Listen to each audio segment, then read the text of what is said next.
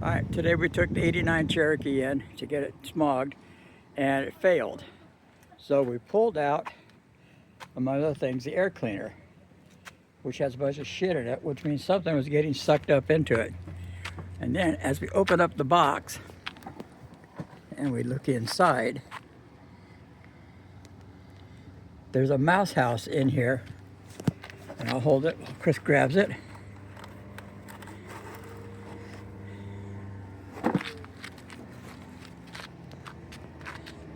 And that's got all kinds of shit in it. It's got pieces of whatever that is. It looks like it was tearing apart something under the seat or in the upholstery or something. That's like upholstery material.